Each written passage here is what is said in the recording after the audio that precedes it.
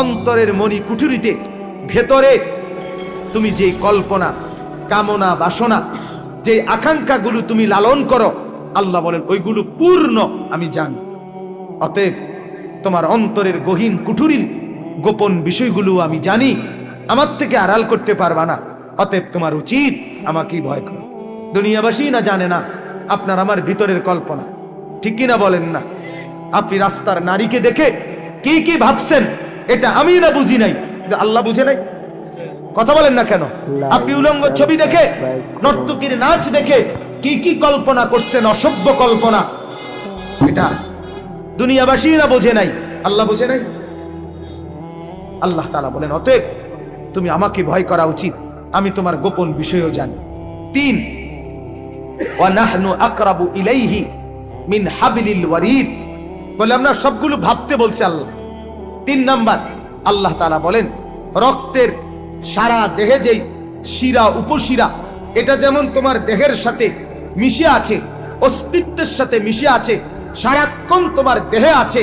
আল্লাহ তাআলা বলেন আমি রব্বুল আলামিন তোমার সারা দেহের প্রবাহমান শিরা উপশিরা, রক্তের শিরা উপশিরা সবগুলো চাইতেও সারাক্ষণ আমি তোমার তার চাইতে বেশি কাছে থাকি, কাছে আছি। অতএব তোমার উচিত আমাকেই ভয় করা। আমি আড়াল হই না, আমি ঘুম যাই না, আমি বিশ্রাম করি না। আমার কাছে রাত 2টা, দিনের 2টা বরাবর। নওজোয়ান, রাত 2টায় তুমি ডানে বামে তাকিয়ে দেখছো মা ঘুমায় গেছে, বাবা ঘুমায় গেছে, পাড়াপড়শি ঘুমায় গেছে, কেউ জেগে নাই। তুমি একা উলঙ্গ ছবি দেখছ, নর্তকীর নাচ দেখতেছ, জিনা ব্যভিচারের দৃশ্য দেখতেছ, আরেক মেয়ের সাথে অবৈধ প্রেমের আলাপ করছো, ভাবছো কেউ দেখে না, তুমি একা। আরশে আজিম থেকে রব্বুল আলামিন বলে আনিস আমি জেগে আছি, আমি ঘুমাই নাই, আমি ঘুম যাইও না। আয় আমার বান্দা, আমাকে সামনে রেখে এত বড় গুনাহ কেমনে করছো? আমার কাছে কি তুমি আসবা না? আমার কাছে কি হিসাব দিতে হবে না? বান্দা, তুমি কি মরবা না? তুমি এতটাই ভুলে গেলা? এরপরে আল্লাহ তাআলা বলেন 4 নাম্বার, ইয ইয়াতালাক্কাল মুতালাক্কিয়ানি আনিল ইয়ামিনি ওয়া আনিশ শিমালি কাঈদ। বান্দা, এরপরে ভাবো তো, জানো তোমার ডান কাঁধে বাম কাঁধে 24 ঘন্টা আমার 2জন ফেরেশতা বসা আছে, তারা তোমার জিন্দেগি রেকর্ড করছে। অতএব তুমি আমার থেকে আড়াল হবা কিভাবে? তোমার উচিত আমাকেই ভয় করা। মানে এই কয়টা হলো? 4টা। 1, আমি তোমাকে বানিয়েছি, উচিত আমাকে ভয় করা। আমি তোমার অন্তরের ভিতরের গোপন বিষয়গুলোও জানি, তোমার উচিত আমাকে ভয় করা। আমি তোমার 24 ঘন্টা তোমার দেহের অস্তিত্বের চাইতেও কাছে থাকি, তোমার উচিত আমাকেই ভয় করা।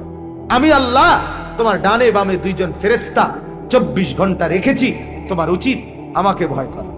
5, মা ইয়ালফিজু মিন কাউলিন ইল্লা লাদাইহি রাকিবুন আতীদ। আল্লাহ বলে বান্দা, তুমি এই জবান দিয়ে যখন যেই শব্দ, আচরণ, উচ্চারণ করো, একটা শব্দ বের করো, একটা আওয়াজ, আল্লাহ বলেন ওইটাও আমি আলাদা ফেরেশতাকে দিয়ে, তৎপর আমার চৌকস ফেরেশতাকে দিয়ে আমি আলাদাভাবে 24 ঘন্টা সংরক্ষণ করছি। অতএব এই দেহের, এই জবানের একটা অক্ষর, একটা বিন্দু, একটা গীবত, একটা শিকায়েত, একটা বদনাম, একটা কুটনামি, একটা গালিগালাজ, একটা গানের আওয়াজ, একটা অক্ষরও তুমি আড়াল করতে পারবা না। আমি একটা একটা করে তোমাকে দেব। অতএব তোমার উচিত আমাকে ভয় করা, আমাকে ভয় করা। এরপরে আল্লাহ বলেন 5 গেল 6, আল্লাহ তাআলা বলেন ওয়াজাআত সাকরাতুল মাউত বিল হক।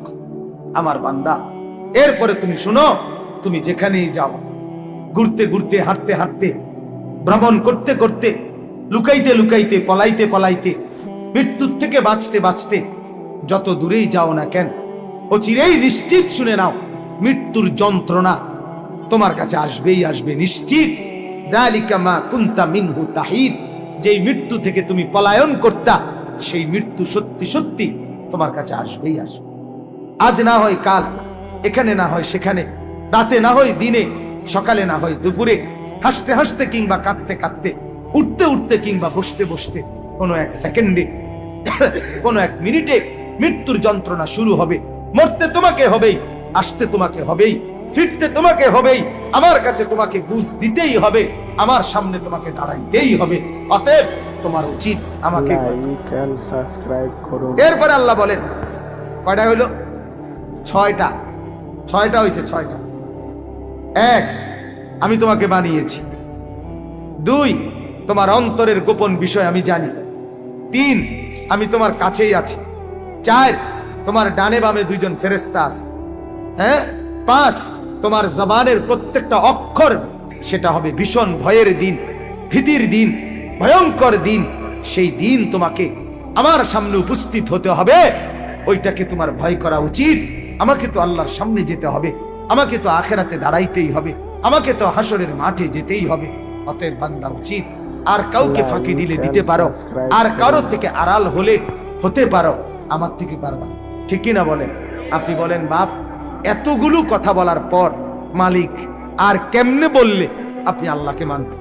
আপনি বলেন ভাই, একজন হইলে একজন নতুন করে ভাবেন, আর কেমনে বললে, আর কত ভাবে বললে আপনি আল্লাহকে চিনতেন, নামাজ পড়তেন, হালাল খাইতেন? কোন এই যে কয়জন যুবক ভাই, কয়েকজন এখানে দাঁড়াইছেন, কয়েকজন এখানে বসছেন ভাই, আমি আপনাদেরকে হৃদয়ের সবটুকু দরদ দিয়ে, আমার বাপ, আমার ভাই, আমার বন্ধু, পর্দার আড়ালের আমার মা, আমার বোন, সবাইকে বলছি, দয়া করে আল্লাহর ওয়াস্তে, আল্লাহর ওয়াস্তে আপনি আরেকবার ভাবেন, আবার ভাবেন।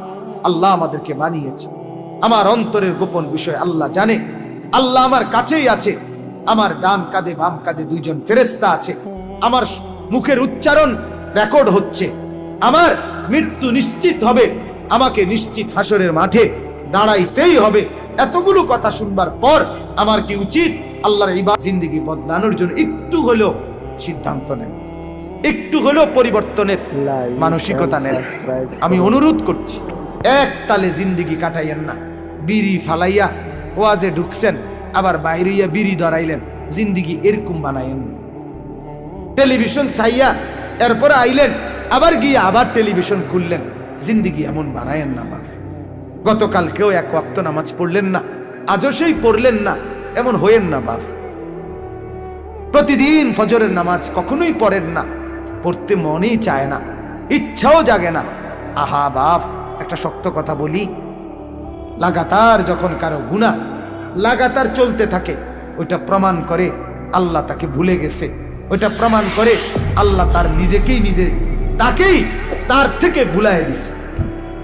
এটা তাফসীর। ওয়ালা তাকুনু কাল্লাযীনা নাসুল্লাহা ফাআনসাহুম আনফুসাহুম। আল্লাহ বলে, বান্দা আমাকে দীর্ঘ সময় ভুলে থেকো না। দীর্ঘ সময় ভুলে থাকলে একদিন আমি আল্লাহ তোমার নিজেকেই তোমার থেকে ভুলায় দেব।